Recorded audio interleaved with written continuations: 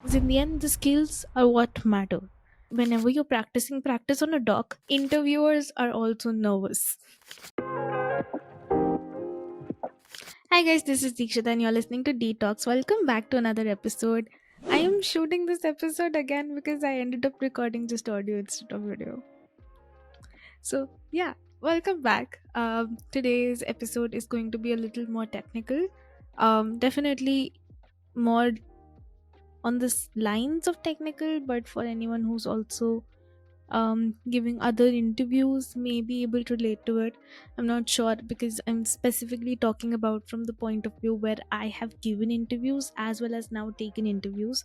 So I'm going to talk about the entire perspective of not just an interviewee but also an interviewer, which is kind of like a whole circle. So anytime I've given any suggestions or any um, taken any sessions in general or advices to other people on how to perform well has been from the perspective of when I was an interviewee and when I was giving an interview to be a part of FANG, to uh, be a part of a dream job that I wanted, to participate in campus hiring. But today I'm going to talk from a point of view where I am also an interviewer myself. I've recently started taking campus hiring interviews in general. So yeah, it has been quite an experience and there are a lot of things that I want to talk about. So without any further ado, let's get started. um First of all, interviewers are also nervous. I know I was because it kind of feels like a person's career depends on me, honestly, because whatever feedback I give is playing a very crucial role in whether you get the job or not. I mean, it's not just the only thing that decides, but it is a very important thing which is considered um, in order to evaluate you as a candidate later by any of the hiring committee, HR, or whoever evaluates the final decision, which is definitely not in the hands of an interviewer. So let me be clear with that. Whatever an interviewer says, even though we are not supposed to say that, yeah, we are giving a good feedback for you or we are not giving a great feedback for you.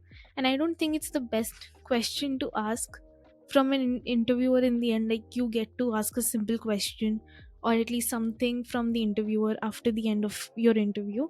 And I mean, what will be my feedback is not the best question. Rather talk about what they are doing or something that you're interested in, to know about the company, to know about the other side, instead of asking that, do you have any feedback for me, or how did I perform, or how can I be better. Um so yeah we got a little off track. What I'm saying is that it's not entirely the feedback of an interviewer, but it is a very crucial role to decide whether you get the role or not. So, I mean, I was extremely nervous because the first interviews I started taking were campus hiring, and that's the latest experience of interview I have in my head as well. I mean, I gave a campus hiring interview and I got the job, and now I am taking someone else's interview, and this time it's not like I cannot help them later in future. Like, for my own self, I know that if I do not perform well in this campus hiring interview, again, आगे का जो काम है, आगे की जो भी responsibilities है, that's on my head itself.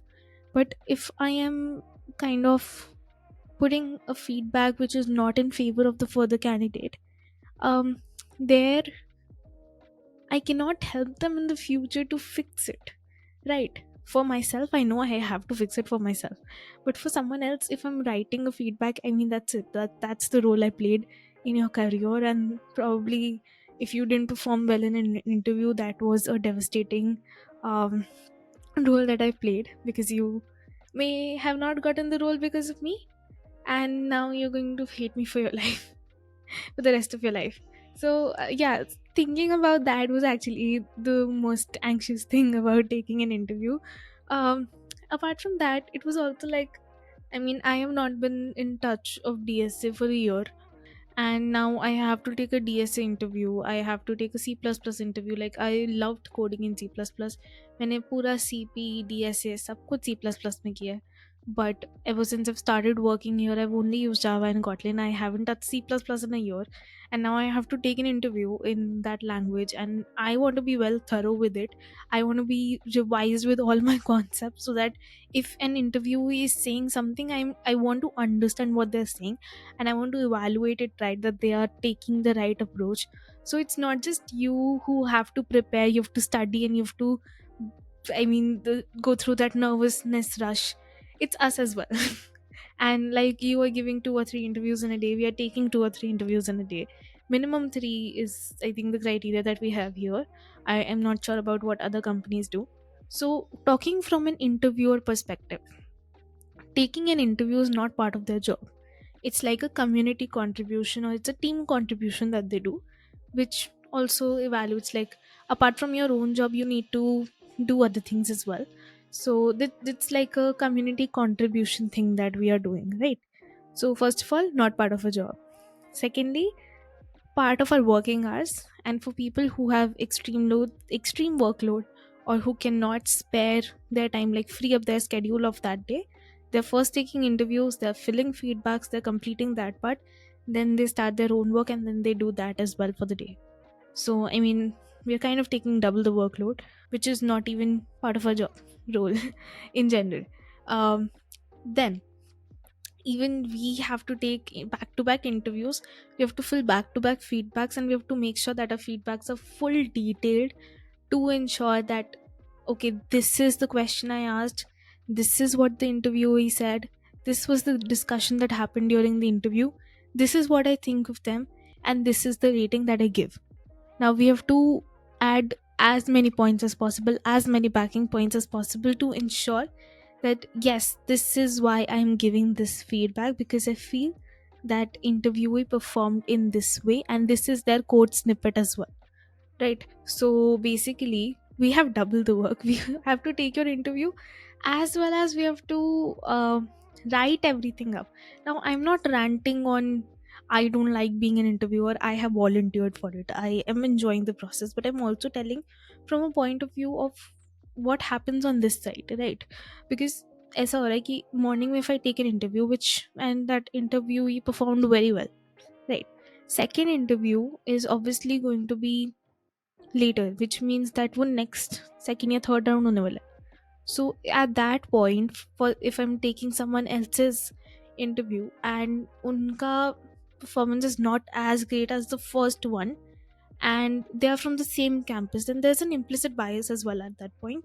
It's not something which we are trying to do, but एक comparison built हो जाता है, right? So I know that someone from their campus in the first round in the morning performed well, and this person is giving the second round, so they should at least perform to that level or more. Or probably I know कि अच्छा मैंने इसको इतनी rating दी थी, and compared to that इसमें performance थोड़ी कम है, तो I will definitely give a lesser rating here. So kind of वो bias भी build होता है, and we want to fight that bias, we want to evaluate you individually as well. So apart from all the process, it breaks our heart to give a feedback which is not supportive. Honestly, I'm saying it breaks our heart. I am not sure how it feels for other people, but it broke my heart. I knew there was a person who performed very well. Who, the way they communicated, the way they talked, the way we interacted, and the way they were explaining their approach was certainly very confident, and I knew that it was just wasn't that person's day. They weren't able to finish the question in time. There were other questions left after that, and that required a lot of hints and a lot of prompts in the end. Now interviewer is present to give you hints, they want you to complete the question, they want you to be confident, they want to also understand that when we are providing a hint, how do you react to it, how quickly are you able to grasp it, how quickly are you able to take up on it and act on it, basically. So I honestly gave a lot of hints at that point, and I just felt like I really want to sit and solve the question with you, but at the same time I have to be objective. I have to realize that I can't, um, I'm not your mentor at that point. I am someone who's evaluating you. I Any interviewer will definitely help, but in the end, they have a set of rules. They have a set of things that they have to do. And honestly, someone who's a people pleaser, I mean, my team knows that I'm a people pleaser. I am not when I'm on leadership role, for sure, but they haven't seen me on a like seniority leadership role as of now because I've just joined. They saw me that as a manager to an intern. I am not that lenient. If I feel something is wrong, I'll laugh it out, but I'll also point it out on their face that okay, this is not working well. So my manager thought that I'm very people pleaser type, and I may not be able to give the strongest feedback, or I may be lenient for a person. So he was like, listen, you have to be objective. I know a person might hate you later, a person may not like you, but that's not important. Being objective is important because that's what our role is. I can't, you know, risk my integrity. I can't be non-compliant to what I have signed up for. um so I was like, yeah, I know that I'm not going to be lenient. I have given objective feedbacks and don't worry about this. But that also made me realize that I have a very sweet image in office, which is something I like because they don't think that I can be very strict, and I'm glad to know that they don't know that yet. um so yeah, because my manager hasn't seen me in action as a manager. He is working from Pune office and I'm working from Bangalore office. So basically, eventually, he does not know um how I have scolded the intern a couple of times. I mean, I've not scolded, I've just pointed out things that he shouldn't have done, which is clearly not scolding, but fine.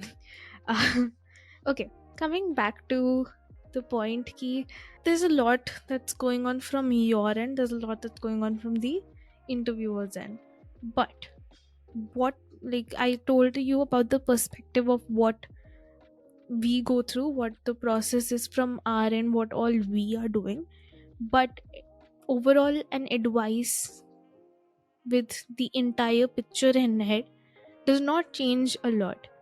One thing is that all you can do is put your hard work in, put as much effort in. There's always a chance of luck. There's always a chance of, let's say, that the question the interviewer has picked is not a concept that you will be able to solve. It could be a case. And it could also be a case that the interviewer's way of giving feedback is not very supportive. And that may be affected your overall feedback. That's something you can't control. What you can control is something you want to put effort in. Luck destiny बहुत चीज़ें हैं and हम उसके बारे में सोचते हैं, हम वो वाले पॉइंट का कुछ कर नहीं सकते. तो always have a plan B for sure, but do not fixate on those things. Instead, focus on the things that you can actually work on. Focus on giving your best, focus on preparing to your level best, focus on being a great uh, being your best self. And whatever happens in that day is not in your control. Whatever happens during that 1 hour of interview is not in your control. So do not stress about it. Like, specifically for our company, I've seen that people are very good at coding in a compiler because there is autocorrect, there are fixes, there is an underline that comes when you have entered something wrong. But on coding on a doc, half of the things will not be auto corrected, and that's where a lot of people face problems. So I definitely advised a lot of people in the beginning as well, and even now, that whenever you're practicing, practice on a doc. Give as many mock interviews as possible, try to recreate the situation and try to put your best self out. um in the end, जो luck and destiny वाली बात है, that's not in your control. I've seen people who have great potential, but they were part of patches which did not have strong hiring. So that's definitely not something that they can control on the year they were born in, because of which they were in this patch. My juniors have, I've seen some great um potential in them, but they were from the years which had a lot of recession, and that's why not the best hiring and a lot of layoffs in the same time. So that was a very hard point of um, hiring around them. But I mean, that's not something that they can control. But in the end, I've seen things work out for people who are putting their best efforts. Another observation is that college does not matter. So I have taken interviews of tier 1 college, tier 2 college, as well as tier 3 college. And you won't believe that there were people from tier 3 who I gave the same question, a very similar pattern, and their answers, their performance was much better than tier 1. That's because this is a revelation that I came across. I talked to my mom about it, that I mean, when you are in a tier 1 college, you know things are going to work out for you. You know there will be good campus hirings, you know you'll be able to get it right. But when you're in a tier 3 college, maybe you didn't even deserve tier 3, but हो सकता है कि entrance exam was something which wasn't in your favor, that's why you ended up here. So when you are in a campus where you know that things are not just going to come straight to you, you put in much more effort than a tier 1 student. And that's the best part, that people who know that they have to work hard have much better skills, because in the end the skills are what matter. And that's what I felt while taking these interviews, that college is not going to matter, it's the skills in the end. Because I saw people who are from colleges which uh, I mean, I'm not going to name those colleges, but there's a college which may not be considered a great one, rather not even a good one, in and students there were much better performers than a college which is known, much known by everyone who's going to give a JEE exam, and they know that this is one of the colleges that they really want to go in. So that's when I realized that, I mean, campus is not going to matter, it's about the effort that you're putting in. Because even my rating was according to their skills, and I knew what campus they were from, and I was actually more surprised that I'm giving better uh, ratings to people who are from tier 3 colleges rather than tier 1 colleges. So yeah, it's the effort, it's the skills that matter rather than the college you're belonging to. I think that was it. And one more thing I wanted to address, I've been recently getting a lot of queries regarding interviews, regarding referrals, regarding overall general questions, and I highly appreciate it. But I also want to help you understand that I am someone who is trying to ensure that she's active on her content, which is video content, as well as trying to be active on LinkedIn, um, sometimes Instagram, but not that much. But these things take a lot of time. I have a full-time job which is currently very hectic. I'm also taking interviews right now, which again takes a lot of time, because that's part of my working hours. So I have to extend working hours in order to finish work. And overall, in all of this chaos, it becomes very hard to even respond to family members sometimes, because I live away from home, and um, I have to daily call, update my parents where I am, what I'm doing. And overall, I think I haven't even talked for at least a proper hour with my sister in the entire week. Um, the sister I've shared my room with for 21 years. We haven't talked even for an hour entirely. So I am in a very hectic, packed schedule. And because of which, I sometimes fail to respond to texts, and I'm really sorry about it. But still, feel free to reach out to me. I'll try my best to respond to your queries. Let me know what more content you want, if you want more these sort of videos where I give a lot of advice related to technical stuff, or more vlogs, or more self-help, career oriented, whatever type of podcasts or videos you want, I'll try to create those for you. And don't forget to like, comment, share, and subscribe to my channel, and I'll see you guys in my next video. Till then, goodbye.